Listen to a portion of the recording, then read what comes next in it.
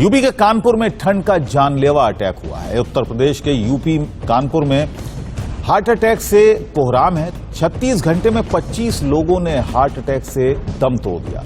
7 दिन के भीतर हार्ट अटैक से हुई 98 मौतें हो चुकी हैं। कड़ाके की ठंड में हार्ट अटैक का खतरा काफी ज्यादा बढ़ गया है।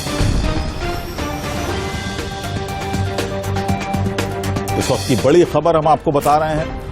ठंड का कहर लगातार जारी है। पूरा उत्तर भारत ठंड की चपेट में है, शीतलहर की चपेट में है। और सबसे बड़ी मुसीबत जो कानपुर में देखने को मिली, पिछले 7 दिन में कई मौतें यहां पर हुई हैं ठंड से, और सारी मौतें हार्ट अटैक की वजह से हुई हैं। जैसा कि डॉक्टर्स भी कहते हैं कि हार्ट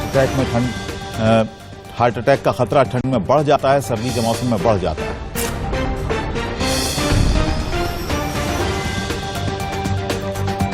तो सर्दी और शीतलहर से पूरा उत्तर भारत कांप रहा है। दिल्ली में पारा दिनों दिन नीचे पहुंच रहा है। देश की राजधानी दिल्ली में न्यूनतम तापमान शिमला, मसूरी, नैनीताल जैसे हिल स्टेशन से भी नीचे पहुंच चुका है। बढ़ती ठंड सेहत को कई तरह से नुकसान पहुंचा रही है। इस मौसम में दिल के रोगों का खतरा बढ़ सकता है। सर्दी में हार्ट अटैक से मौतें होने का खतरा अधिक रहता है, जैसा कि हमने आपको कानपुर की खबर दी।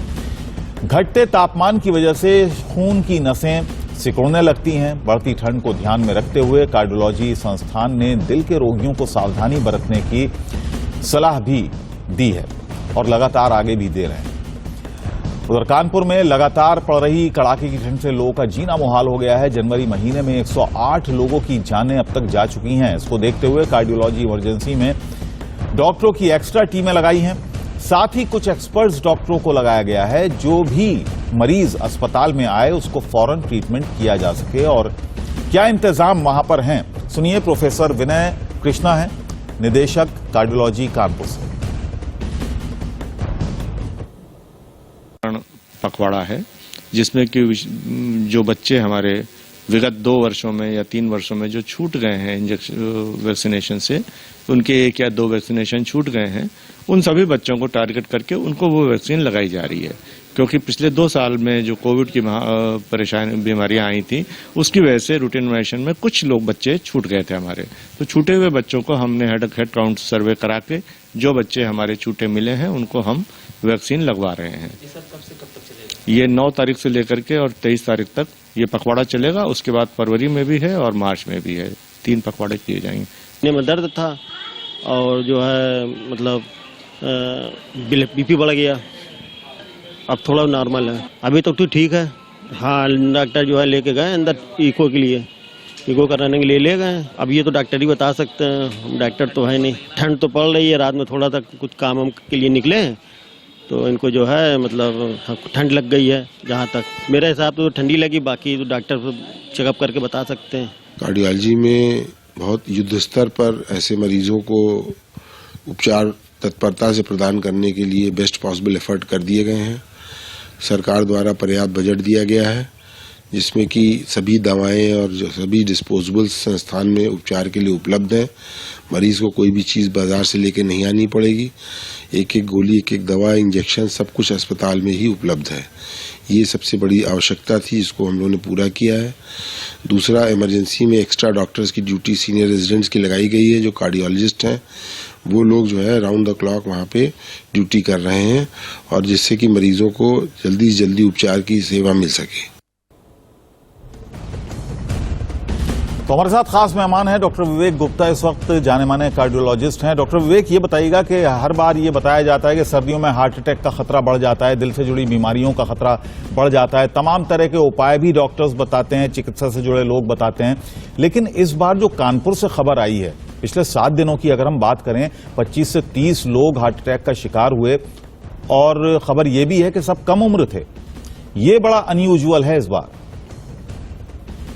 ये बात तो सही है कि जब से कोविड का खतरा हुआ है और जब से कोविड हमारे भारत में आया है या बाकी विश्व में भी आया है, तब से हार्ट अटैक और मायोकार्डाइटिस और हार्ट फेलियर और खास करके एरिथमियाज की बीमारी ज्यादा बढ़ी है।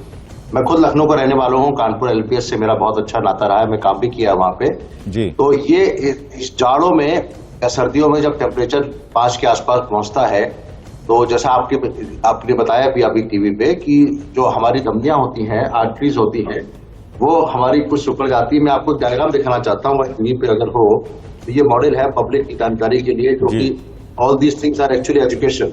तो ये हार्ट का एक मॉडल है। ये आपको लाल कलर की जो आर्टरीज देख रही हैं, इसको आर्टरी कहते हैं। लेते हैं, आपको फुल फ्रेम लेते हैं पहले, ठीक है। हाँ, अब आइए, आप बताइए। तो ये हार्ट का एक मॉडल है। हार्ट के 4 चैम्बर होते हैं और सबसे इंपॉर्टेंट महत्वपूर्ण चैम्बर होता है left ventricle, right ventricle, right atrium, left atrium.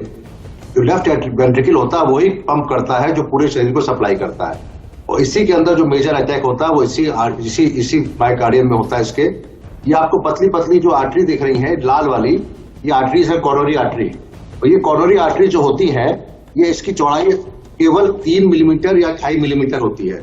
दूसरा डायग्राम से दिखाना चाहूंगा, ये है आपका हार्ट का डायग्राम, और ये देखिए ये नॉर्मल आर्टरी है इसकी बोर्ड, और जब हल्का ब्लॉक होता है तो ये है, और ज्यादा पूरा बंद हो जाता है तो ये जो पूरा आर्टरी बंद हो गई या धमनी बंद हो गई। अब ये दिल का दौरा इसी से पड़ता है। अब क्यों होता है ये, और इसके बाद बताऊंगा कि आप ज्यादा क्यों हो रहा है। तो क्यों इसलिए होता है क्योंकि किसी भी पेशेंट में, किसी भी रोगी में अगर 10 या 15% केवल ब्लॉकेज है तो उसको छाती में दर्द नहीं होता, और 40% है तो भी दर्द नहीं होता। चाहे तीनों नसों में, 3 नसें होती हैं, तीनों नसों में भी अगर 40-50% ब्लॉकेज पड़ा हुआ है कोलेस्ट्रॉल की वजह से, दौड़ेगा नॉर्मल रहेगा, इको नॉर्मल रहेगा, ईसीजी नॉर्मल रहेगा, इवन टीएमटी भी नॉर्मल रहेगा। अब इसी के अंदर अगर कोलेस्ट्रॉल की जगह क्लॉट आ जाए, उस जगह प्लाक रप्चर कहते हैं, तो ऐसे केसेस में दिल का दौरा पड़ता है। नस स्वतः जो 40% थी वो गिर के वो 100% हो जाती है, और दिल का दौरा मतलब एक आर्टरी पूरी बंद हो गई। पूरी बंद हो गई तो हार्ट का जो है वो फड़फड़ाता है। कई बार छाती में केवल दर्द होता है, हार्ट नॉर्मल चलता रहता है। अगर बड़ा अटैक है, यानी कि बड़ी नस में, यानी नस जो ज्यादा एरिया को सप्लाई कर रही है, तो ये तो और ज्यादा खतरनाक है। ये जो दूसरी अभी क्यों ज्यादा हुआ है, देखिए जाड़ों में सबको ज्यादा होता है, लेकिन इधर जो खबर आई है, कानपुर पे एक एग्जाम्पल बन गया, मेरे ख्याल से पूरे देश में ऐसा हुआ है। उसका रीजन है कि यंग लोगों में कहीं ना कहीं स्पाइक प्रोटीन, जो इसकी स्पाइक प्रोटीन थी कोविड वाली, अभी एक स्टडी आई है जो मैं बताना चाहूंगा। This spike protein can cause plaque rupture. अब ठंडक हुआ, थोड़ा सा कंस्ट्रक्शन हुआ, 2.5 मिलीमीटर की नस है या 3 मिलीमीटर की नस है, उसके अंदर 3.25 मिलीमीटर रह गई या 2 मिलीमीटर रह गई, उसके अंदर एक एनवायरमेंट बन गया क्लॉट बनने का, वो क्लॉट और स्पाइक प्रोटीन ऑलरेडी है, तो प्लाक रप्चर हुआ, क्लॉट बन गया। मेरे हिसाब से ये कोविड का एक आफ्टर इफेक्ट है, जो कि यंग लोगों में ज्यादा हो रहा है।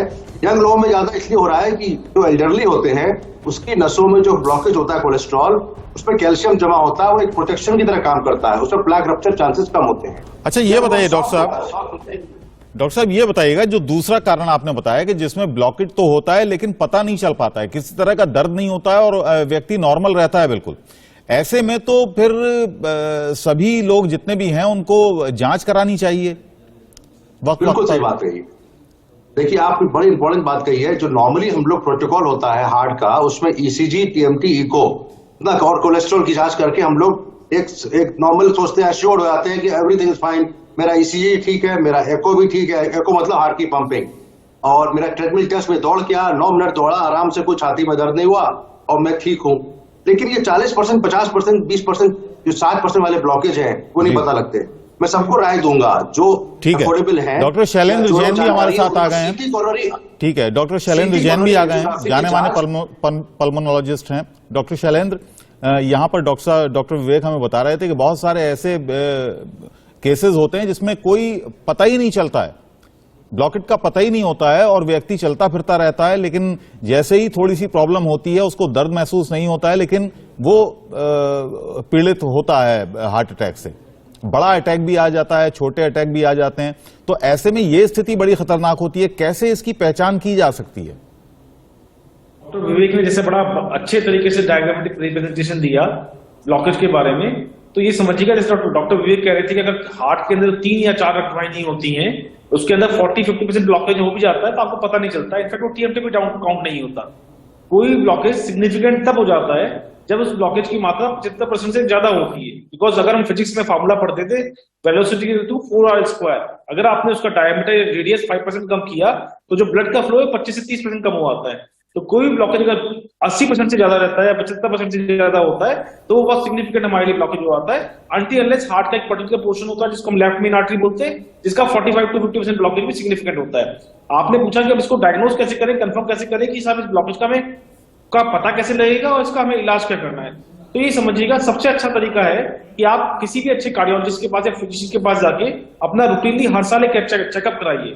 हम आपके शो में भी और बाकी शो में भी हमेशा कहते हैं, अगर आपकी उम्र 40 साल है, अगर आपको एक भी रिस्क फैक्टर है, रिस्क फैक्टर का मतलब अगर आपको शुगर है, आपको ओबेसिटी है, या आपकी फैमिली हिस्ट्री है हार्ट डिजीज की, या आपका लाइफ स्टाइल अच्छा नहीं है, जैसे आप स्मोकर हैं, अल्कोहलिक है, टैबेको च्यूअर है, तो आपको अगर 40 साल की उम्र के बाद जाके हर साल में कार्डियोलॉजिस्ट के पास या फिजिशियन के पास जाके अपने टेस्ट करा लेने चाहिए, जिसके अंदर एक लिपिड प्रोफाइल कराया जाता है, ईसीजी कराया जाता है, इको कराया जाता है। उससे सबसे ज्यादा महत्वपूर्ण टेस्ट होता है ट्रेडमिल टेस्ट, जिसके अंदर आपको एक मशीन के ऊपर चलाया जाता है आपकी एज ग्रुप के हिसाब से, जिसके अंदर एक हार्ट रेट अचीव की जाती है। अगर वो हार्ट रेट अगर उसके अंदर पॉजिटिव आता है तो काफी हद तक संभावना रहती है कि आपको पॉजिटिव होगा, बिकॉज इसी को हम साइलेंट हार्ट अटैक कहते हैं कि आपका ब्लॉकेज तो आपको अच्छा, कम या ज्यादा होता रहता है अपने आप? ये जो 40 से 50% का ब्लॉकेज होता है, ये अपने आप कम हो सकता है बिना दवाओं के? नहीं, ये बिल्कुल समझ लीजिएगा, आप कोई भी दवाई ले लीजिए, चाहे मेरी ले लीजिए, चाहे किसी और डॉक्टर की ले लीजिए, चाहे बाबा रामदेव जी की ले लीजिए, या कोई भी थेरेपी करा लीजिए, कोई भी ब्लॉकेज कभी भी कम नहीं होता है। अच्छा। ब्लॉकेज को या तो आप स्टैटिक रख सकते हैं या ब्लॉकेज बढ़ेगा, बट ब्लॉकेज कम कभी नहीं होगा, ब्लॉकेज साफ कभी नहीं होगा। यही एक रीजन है, जब हम स्टेंट डालते हैं, एंजियोप्लास्टी करते हैं, तब भी हम ब्लॉकेज को नहीं हटा पा रहे, हम उस ब्लॉकेज को तार के माध्यम से और बलून डाल के ब्लॉकेज को दीवार के साथ दबा देते हैं।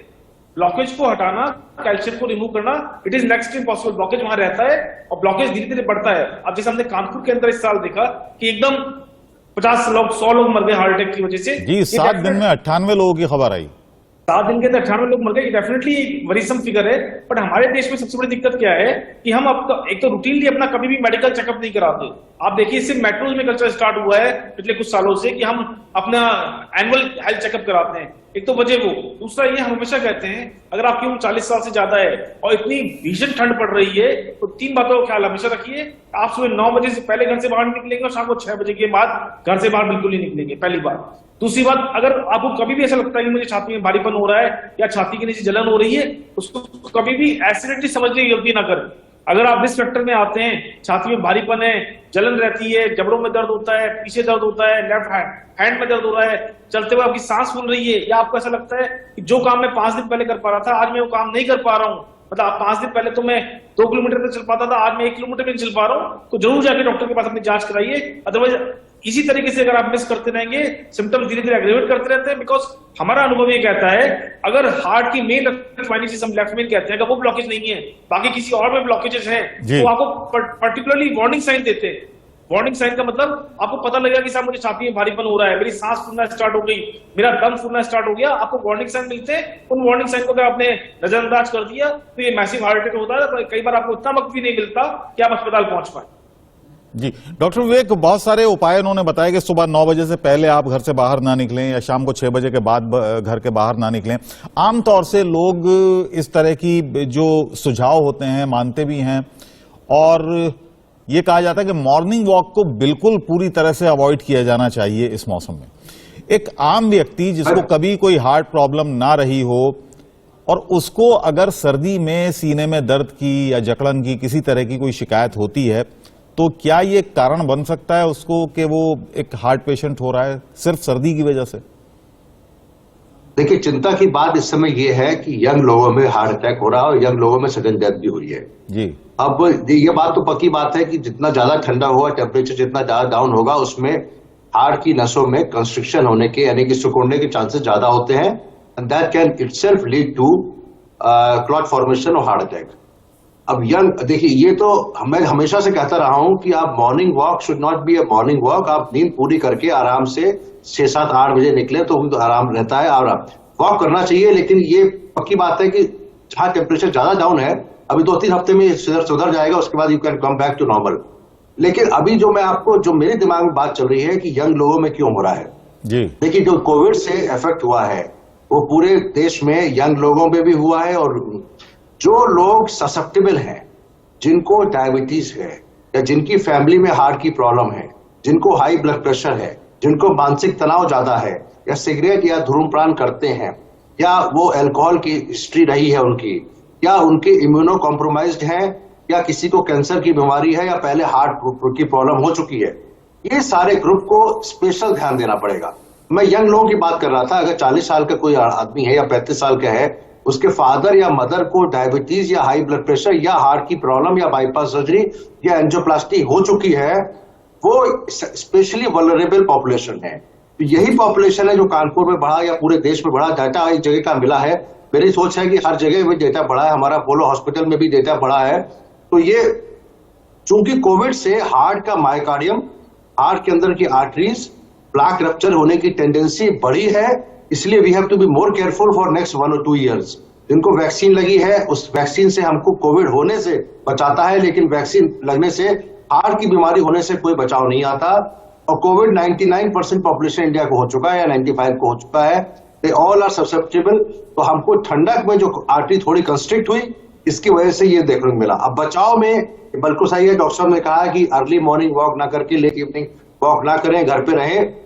एक बात और बताना चाहूंगा, जो ससेप्टेबल पॉपुलेशन है उनको जो हमारी दवा आती है, जो एस्पिरिन के नाम की, या कोलेस्ट्रॉल कम करने की दवा होती है, स्टैटिन होती है, इनको लेने में कोई with the help of your cardiologist, जब तक आपका ठंड का प्रकोप है या जिनको डायबिटीज है या जिनको ऐसी सिम्टम है, उनको ये 2 दवाएं अगर लेंगे तो सेफ रहेंगे थोड़ा ज्यादा, but of course with the help of your cardiologist and physician.